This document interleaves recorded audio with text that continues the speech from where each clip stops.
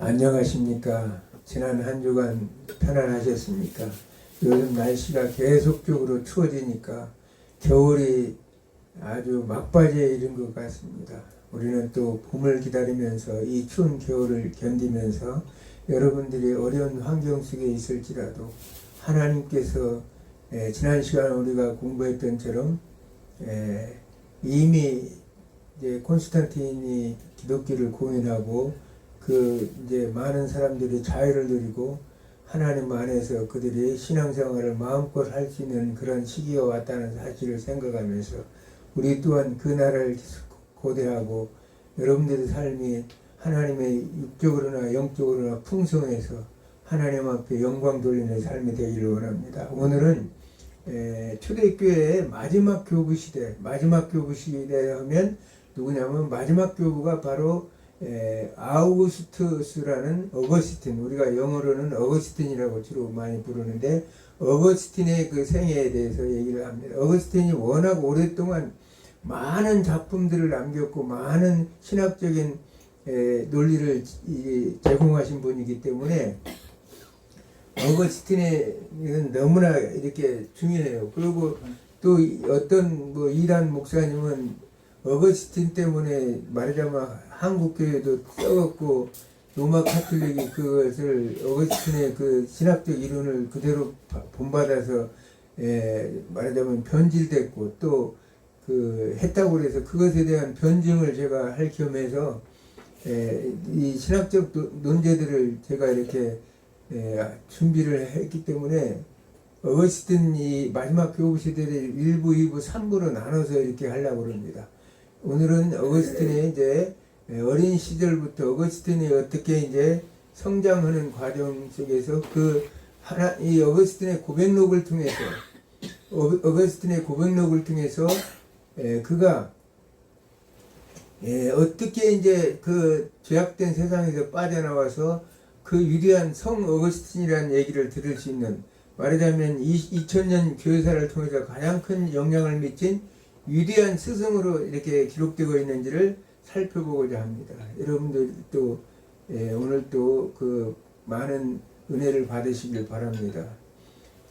이 아우구스티누스는 354년 1월 아프리카 북부의 타가스테라는 곳에서 태어났습니다. 먼저 이제 성경 한 구절을 읽어보겠습니다. 오늘은 로마서 어거스틴이 회심한 그 구절인데요. 로마서 13장 13절과 14절을 읽겠습니다. 13절과 14절. 낮에와 같이 단정히 행하고 방탕하거나 술 취하지 말며 음란하거나 호색하지 말며 다투거나 시기하지 말고 오직 주 예수 그리스도를 옷 입고 정욕을 위하여 육신의 일을 동하지 말라. 어거스틴이 오늘 이 본문은 어거스틴이 회심하는, 그렇게 그 절망 속에서 빠져서 이럴 수 있을 때 도대체 해답을 찾지 못하고 있을 때 하나님께서 이 말씀을 주셔서 그가 이 말씀을 통해서 완전히 깨닫고 변화되는 그 과정의 말씀입니다. 낮에와 같이 단정히 행하고 방탕하거나 술 취하지 말며 음란하거나 호색하지 말며 다투거나 시기하지 말고 오직 예수 그리스도로 옷 입고 정욕을 위하여 육신의 일을 도모하지 말라. 오직 예수 그리스도로 옷 입고, 우리 모두에게 똑같은 얘기죠.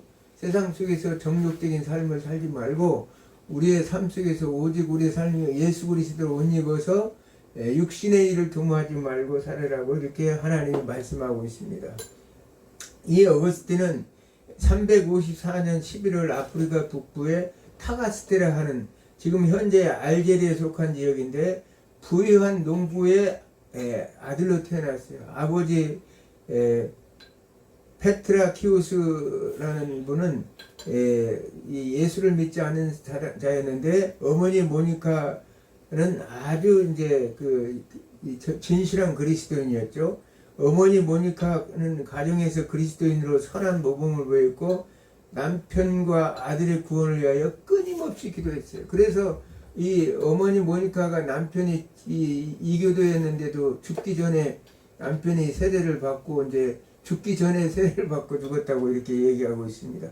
그러면서 이제 그 어머니의 30여 년 동안의 눈물 어린 기도로 그 아들을 변화시켜서 오늘날 위대한 기독교에 영향을 미친 스승으로 만들었 자가 바로 어머니 이 모니카였다는 사실을 우리는 알 수 있습니다.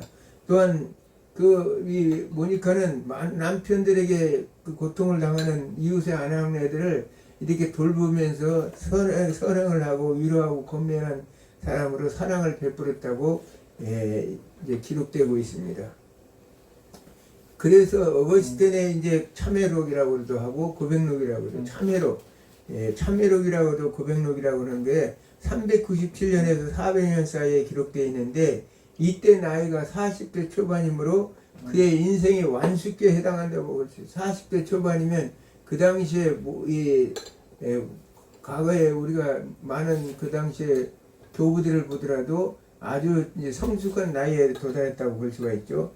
그래서 어거스틴의 참회록은 자신이 죄 많았던 청소년기부터 만유교에 빠졌던 시기, 회의제를 거쳐 암브로시우스와의 주교와의 성경을 통해 회심하고 마침내 신플라톤주의를 통해 진리를 깨닫지만 내면적이고 영적인 자서전으로 죄와 유혹 속에서 방황하던 삶과 하나님의 은혜로 구원받는 과정을 솔직하게 고백하며 하나님을 찬양하는 기독교 고전입니다. 어거스틴의 유년기와 청소년 시기가 참회록 1, 2권에 기록되어 있는데요. 어거스틴의 아버지 파트라키우스는 아들의 최고의 수사학 교육을 받도록 노력을 하게 시골의 부자 농부의 자식이기 때문에 아버지가 아주 자녀들에게 굉장히 투자를 많이 하신 것 같아요. 그래서 아우구스티스는 11에서 15세까지 집에서 멀지 않은 마다우라라는 곳에서 교육을 받았고 그 후에 1년 동안 집에 머물 때만에 아버지가 돌아가셨어요. 아버지가 돌아가셔서 아버지의 죽음 이후에 17세기부터 20세까지는 카르타고에서 교육을 받았습니다. 어머니 모니카는 카르타고로 떠나는 17세의 아들에게 음행을 범하지 말고 무엇보다도 다른 사람의 아내를 유혹하지 말 것을 간절하게 당부했다. 그 당시에 얼마나 이 로마 가톨릭 스타일에서 순교자 시기들을 벗어나서 기독교 공인 시대에 살면서도 하나님의 백성들이라고 하면서도 오늘날도 마찬가지로 우리가 예수를 이름으로 믿는다 하지만 타락한 자들이 많았던 것 같습니다. 무엇보다도 여기서 참 뭔가 나무 아내를 유혹하지 말라 이렇게 말하고 있어요. 어머니가. 그러나 카르타고에서 그는 온갖 육신적인 정욕의 수렁에 빠졌고 도둑질까지도 했다는 사실이에요. 도둑질까지도 했어요. 그러나 수사학 공부에 있어서는 뛰어난 재질을 보였고 그의 온갖 교만과 허영이 가득한 사람. 수사학이라는 건 말을 잘하죠. 논리적으로 말을 잘해서 상대방을 설득시키는 그런 것을 잘했다는 거예요. 그래서 그 당시에는 수사학이 아주 대세를 이루었던 시대이기 때문에 거기에서는 탁월한 능력을 보였다고 이렇게 말하고 있습니다.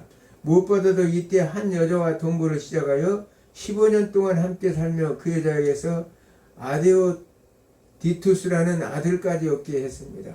어거스틴은 어린 시절부터 쾌락과 죄악에 빠져 살았으며 특히 친구들과 함께 나무집 배나무에서 배를 훔친 사건 등 죄의 즐거움과 부끄러움을 고백합니다. 우리가 이제 죄를 짓고 그런 나무집 도둑질해서 먹을 때는 즐겁겠죠. 그런 즐거움이 사실은 사람들이 이 쾌락주의에 빠져서 나쁜 짓을 하는 그 이유가 이제 즐거움 때문에 쾌락주의에 빠져서 그런데 이제 예수 믿는 사람들은 그 순간적으로 그것에 대해서 자기 자신이 잘못된 것을 하나님의 자녀라면 부끄러움을 생각할 수 있을 수가 있습니다. 그때 그는 키케로의 호르텐시우스라는 책을 읽고 진리에 대한 열망을 갖게 되지만 어떠한 자기의 그 여러 가지 정체성에 대해서 불안한 상태에서 그는 다시 이제 마니교라는 것에 빠지게 됩니다. 키케로의 호르텐시우스는 주전 45년에 작성된 철학적 대화 형식의 저작으로서 당시 로마 철학에 대한 관심을 촉진하고 독려하는 데 큰 영향을 미친 작품입니다. 그 당시 유명한 작품이었나 봐요. 그러나 이제 어거스틴은 19살이 되자 철학적 진리를 찾아서 페르시아의 만유교를 연구하였습니다. 그는 영지주의 그리고 이교도와 결합시킨 이 사상은 빛과 어둠은 육체와 영혼의 다툼을 강조하였습니다. 그는 만유교와 그의 추종자들을 가르침에 심취해 9년을 만유교에서 보내면서 그가 그 열정적이어도 만유교를 전파하는데 굉장히 애를 썼다고 얘기합니다. 그러나 그가 만유교에 있으면서도 그 지도자들의 허구성을 깨닫고 그는 다시 회의감을 느끼게 생겼어요. 어떤 온전한 하나님의 영적 지도자가 아닌데 어떻게 그들이 온전하겠어요. 그런 것들을 보면 인간의 철학적인, 우리가 철학을 공부하다 보면 허무지에 빠지게 돼 있어요. 왜냐하면 인간에 대해서는 답을 우리가 찾을 수가 없기 때문입니다. 그래서 당연히 허무지에 빠질 수밖에 없어요. 그래서 어거스틴도 그 만유교에 심취 있었지만 그들이 하는 그런 내용들이나 이렇게 들어볼 때 그의 허구성이 너무나 강했다는 사실을 깨닫게 된 거죠. 그래서 어거스틴은 거기서 점성술에도 심취했어요. 점성술이나 별을 자리를 보고 점을 치는 것을 얘기하는 거죠. 그래서 그리고 진리를 찾아 헤맸지만 이로 인해서 더욱 그는 혼란스러워졌습니다. 그래서 만유교를 떠난 후 이제 900년 5, 6권에는 만유교를 떠나서 회의주의에 빠지게 되죠. 세상 모든 것을 의심하는 데서 시작했다는 사실이에요. 회의주의에 빠져서 이제 어거스틴은 철학이라는 것은 회의주의에 빠지게 됐어요. 왜냐하면 진리가 아니기 때문에 답이 없어요.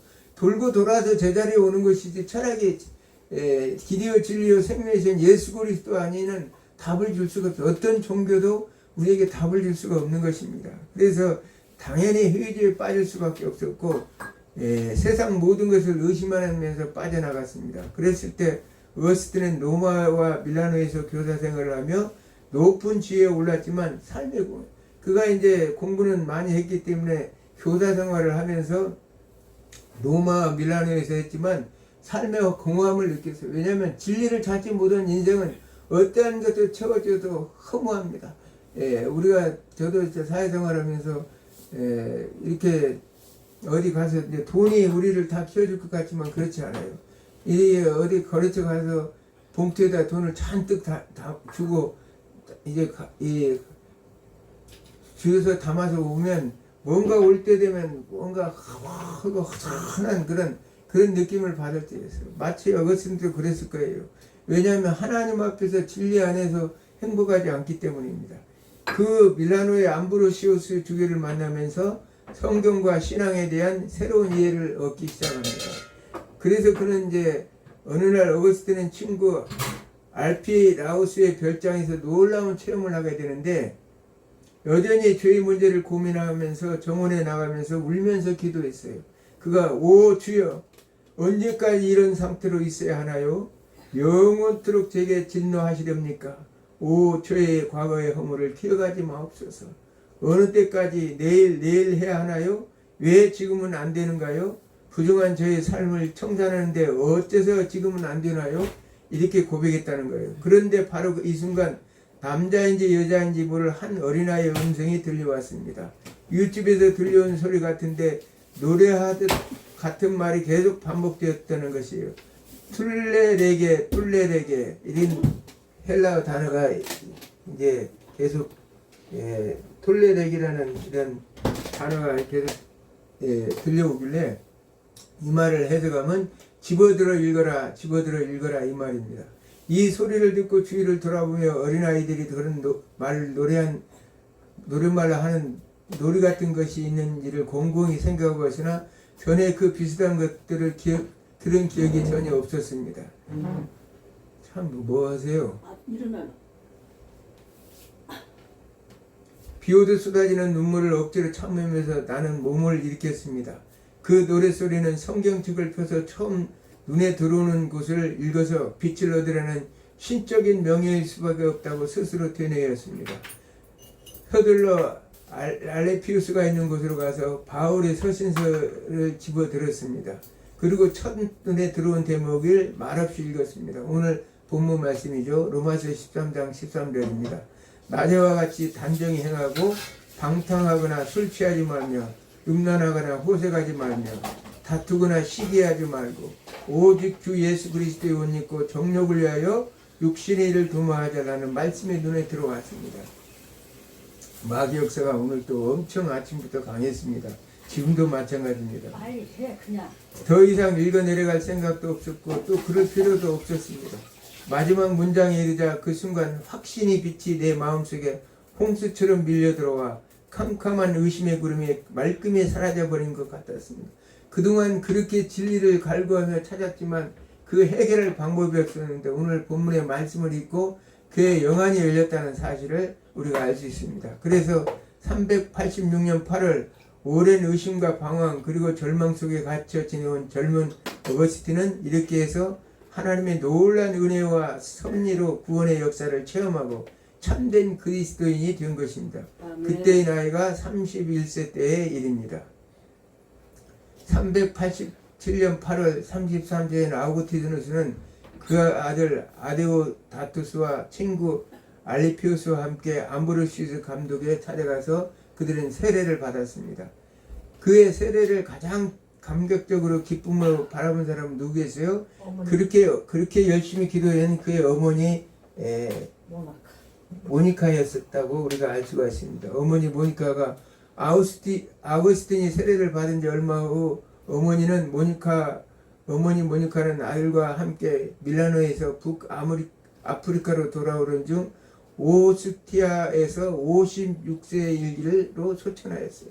그 어머니 그렇게 눈물로 기도했던 아들이 이제 드디어 그 회개하고 예수 그리스도를 믿고 이제 세례를 받는 그 모습을 보면서 긴장이 풀렸어요. 우리가 세상 살다 보면 그래요.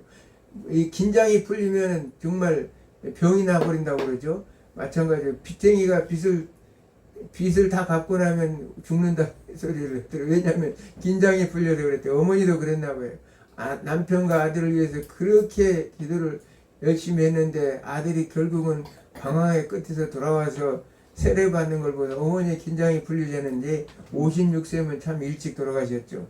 어머니 모니카는 하나님을 믿는 경건한 삶으로 여러 사람들에게 귀감이 되었던 여종이 평생 바라던 아들의 구원이 이루어지는 것을 두 눈으로 본 후 감격에 찬 상태에서 하나님의 부르심을 받은 것입니다. 그렇게 해서 회심을 한 우리 어거스틴은 신플라톤주의 철학을 통해서 7에서 9권에는 회심한 것과 신플라톤주의에 대해서 이렇게 말하고 있는데 악은 선의 결핍이라는 진리를 깨닫고 영적 진리를 추구하며 육체적 욕망과 싸웁니다. 철학을 통해 신플라톤주의 철학을 통해서 악은 선의 결핍이라는 진리를 깨달았다고 합니다. 그래서 영적 진리를 추구하며 육체적 욕망과 싸웁니다. 어거스틴은 신플라톤주의 형이상학적 구조와 영혼론을 기독교 신앙과 결합시켜 이성적 탐구와 신비적 체험을 통해 우리가 성경 말씀을 이성적으로 탐구하고 그가 기도와 여러 가지를 통해서 신비적인 체험을 통해서 하나님을 만나고 영혼의 구원을 이루려는 기독교적 신플라톤주의를 확립하여 중세철학과 신학에 막대한 영향을 미쳤습니다. 결론적으로 10에서 13권이 결론이 나오는데 고백록은 한 위대한 영혼이 죄에서 은총으로 혼돈에서 질서로 나아가는 여정을 담은 기록이다. 인간의 보편적 갈망과 신앙의 본질을 깊이 성찰한 문학이자 신학적 고백이라고 할 수 있습니다. 우리는 우리 세상 살면서 혼돈에서 질서로 나가는 여정 속에 살죠. 예수 믿지 않았을 때는 우리는 혼돈의 세계에서 살지만 예수 그리스도 안에서야 비로소 질서를 찾게 됩니다. 어거스틴은 회심 이후에 자신의 기억을 통해 자신의 탐욕, 죄성을 다시 한번 성찰하며 창세기를 주의하며 시간의 본질, 영원, 그리고 하나님에 의한 천지창조를 찬양하며 진리를 갈망하는 이들에게 신앙의 길을 권면하는 내용으로 마무리가 되고 있습니다. 고백록의 핵심적인 메시지는 뭔가? 어거스틴은 모든 인간은 죄인으로부터 출발한다는 사실입니다. 인간의 죄악된 본성과 끊임없는 유혹 속에서도 자신의 모든 삶이 하나님의 인도하심과 은총 아래 있음을 찬양하고 감사합니다.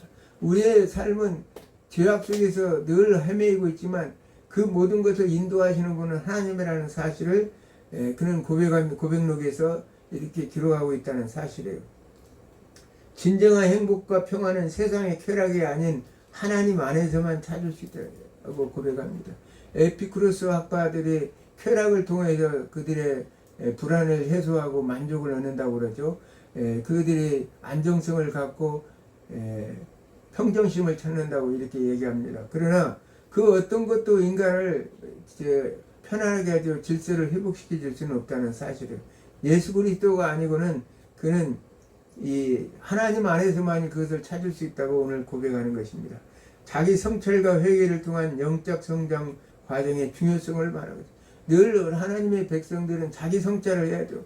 나는 누구인가? 또 나는 하나님의 어떤 은혜를 받고 살아가고 있는가? 그걸 자기 성찰을 하면서 하나하나 우리는 성령의 이 능력을 통해서 성령의 영화로운 단계에 이르기까지 우리는 늘 나가야 한다는 사실을 말하고 있습니다. 그가 10번에서 그의 아주 결정적인 그가 자신의 그 고백록에 아주 핵심적인 얘기를 하고 있는데 어거스틴이 자신의 영적 상태를 고백하는 내용입니다. 그가 비록 주교가 되었어요. 주교가 되었는데 세례를 받고 주교가 돼서 이제 한 지역을 담당하는 오늘날도 목사님이 되었다는 거죠. 그렇게 감독이 되고 목사가 되었는데 그는 이제 그 깨어 있을 때는 정결함을 유지하려고 노력해요. 우리가 낮에는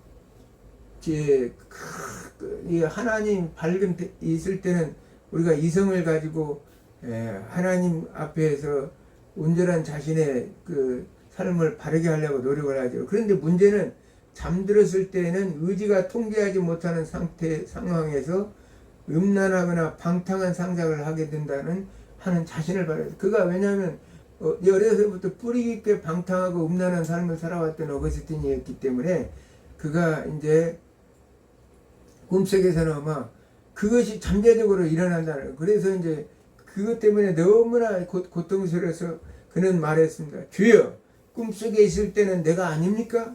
나의 이성이 꿈을 꿀 때에는 어디로 가 있습니까? 라는 질문은 의식이 멈춘 꿈속에서 벌어진 일에 대해서 책임져 줘야 하는지 인간의 죄성은 어디까지인지 묻는 것입니다.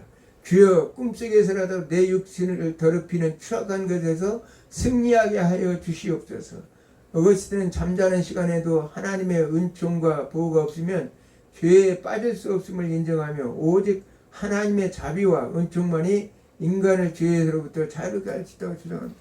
어떤 인간도 나중에 이제 다음 주에 얘기했지만 도나투스 논쟁에서 이제 자신의 체험을 통해서 도나투스 논쟁에서 그가 논리적인 이론을 펼쳐 나가는 걸 봅니다. 다음 주에 이제 강의하겠습니다.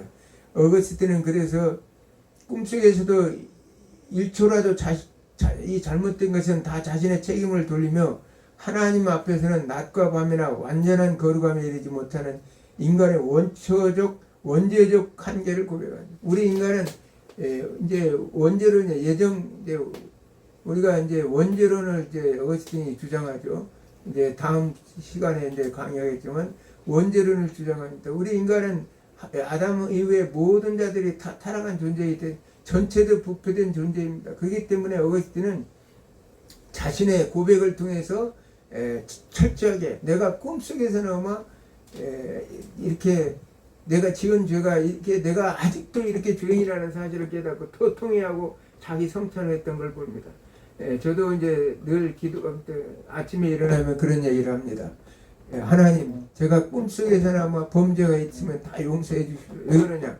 나도 가끔 지난날 꿈속에서 지난날 과거에 사업할 때 그런 사업할 때 한참 즐거웠던 그런 것들이 이렇게 꿈속에서 나타날 때가 있어요. 왜냐하면 지금은 고난받고 있기 때문에 그때 그 시절이 나도 모르게 무의식중에 그리웠던 것 봅니다. 그래가지고 그때는 돈도 마음껏 쓰고 마음껏 벌어서 마음껏 쓰고 마음껏 활동할 수 있었는데 지금 너무나 주님 때문에 고난받는 순교자의 삶을 살다 보니까 그런 꿈이 꿀 때가 있어요. 그럴 때마다 깜짝 놀라서 하나님 지난 밤사이 꿈속에 있었던 죄를 용서해달라고 이렇게 고백합니다. 그래서 하루 일과를 시작할 때 하나님 성령께서 나를 지배하시고 통치하시고 오늘 또 다스려달라고 이렇게 기도하며 저는 살아가고 있습니다. 성도 여러분, 오늘 또 이 유튜브 시청자 여러분, 목사님이든 권사님이든 장로님이든 집사님이든 어느 누구든지 간에 하나님, 우리 인간은 다 죄인이라는 사실이에요. 그래서 하나님의 진리의 말씀이 없으면, 진리를 벗어나면 우리는 타락할 수밖에 없는 존재라는 사실을 인식합니다. 우리가 어스틴의 참여력은 제가 짧은 시간에 이렇게 압축해서 요약했지만, 실질적으로 13권의 그 고백록 속에는 그가 처절하게 하나님 앞에 회개하고, 어린 유아 시절부터 그가 본질적인 죄성 속에서 그가 죄를 범하고, 또 청년 시절 이제 성장하면서 일어났던 모든 그 시대 삶 속에서 자기가 저질렀던 그 죄악된 모습을, 무엇보다도 한 가지 중요한 것은, 우리가 인간적으로 보면 어거스틴은 정말 죄인 중에 죄인이죠. 마치 다윗이 아세바를 보면서 이렇게 했을 때 나중에 그가 철저한 회개를 통해서 하나님의 합한 자라는 인정을 받은 것처럼, 어거스틴도 그 어머니의 눈물을 흘린 기도로 그가 회개하고, 그가 진정한 2000년 역사 속에서 그가 위대한 스승으로서 오늘 또 숭배받는 것은 바로 그가 진정한 참회를 했다는 거예요. 이 참회력을 쓰면서 자기의 민낯을 친구들과 같이 도둑질한 것 같이 다 써놨어요. 음탕하고 방탕했던 그 모습, 그가 하나를 낱낱이 회개하고 고백하는 그 모습에서, 꿈속에서만 죄 지은 것을 회개하는 그 모습에서 우리는 그가 진정한 하나님의 자녀였고 하나님의 위대한 말씀에 지도해야 됐다는 사실을 인식하고, 여러분들의 삶도 오늘 또 나를 다시 성찰하고, 내가 정말 나는 누구인가, 그리스도 안에서 온전한 하나님의 백성인가, 하나님의 종인가, 그런 생각을 가지면서 한 주간 여러분들의 삶이 승리의 삶이 되기를 주님의 이름으로 축원합니다. 아멘. 기도합니다.